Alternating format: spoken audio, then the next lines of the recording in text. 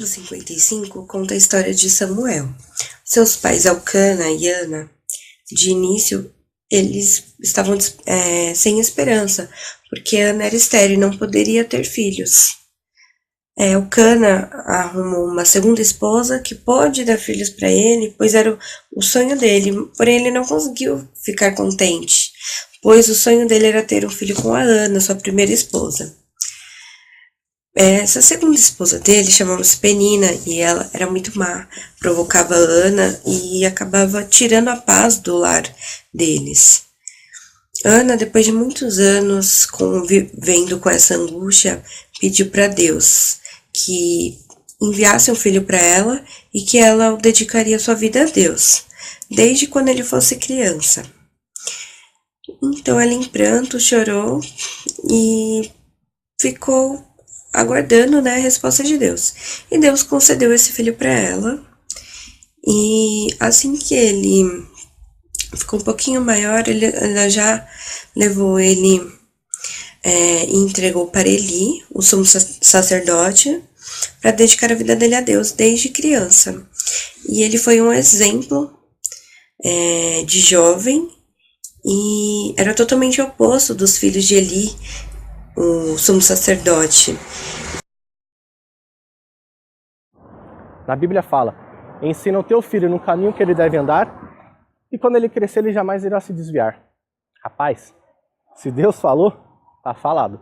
Ele era um homem temente a Deus, um homem que tinha 2 cargos, sacerdote e juiz, 2 cargos um tanto quanto grande para o povo de Deus naquela época.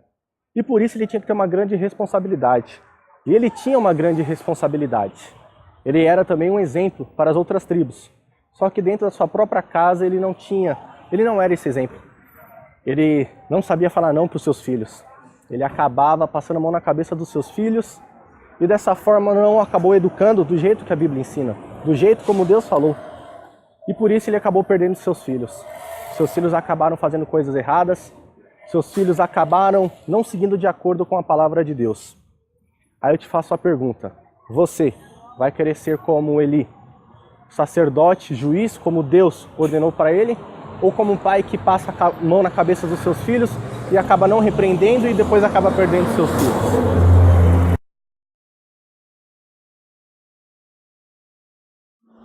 Deus precisava advertir Eli e o povo de Israel por conta de seus pecados e iniquidades. Mas Deus não conseguia falar com Eli, pois o pecado o havia distanciado do Senhor. Deus então chamou Samuel 3 vezes, e Samuel atendeu. O Senhor falou para Samuel de que o povo seria advertido.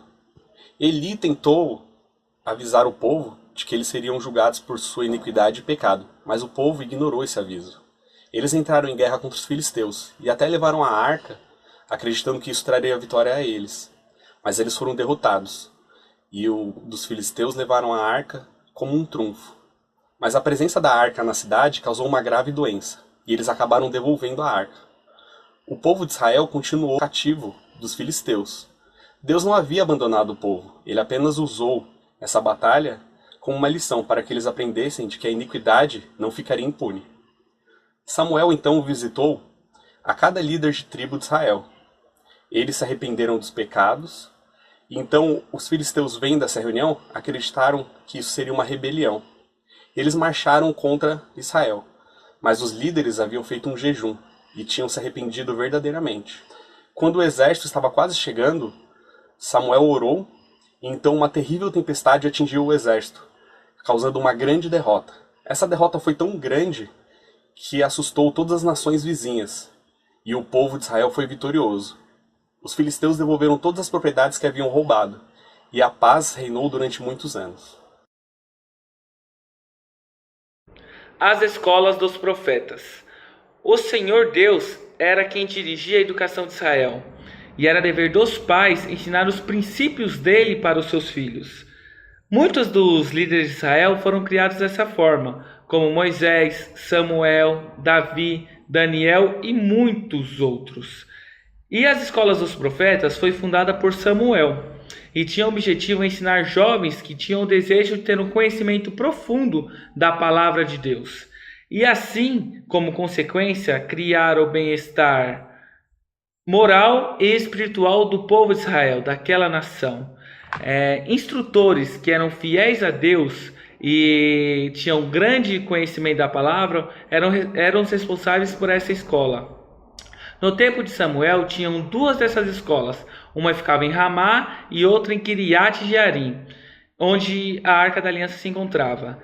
Lei de Deus, instruções de Moisés, história sagrada, música sacra e poesia eram as principais lições que tinha naquela escola. E se hoje nós também ensinarmos para nossos filhos os princípios de Deus, tenho certeza que podemos criar o bem-estar moral e espiritual no nosso meio.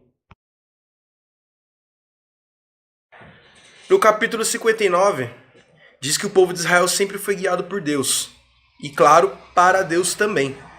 E antes do primeiro rei, o governador de Israel era o profeta Samuel.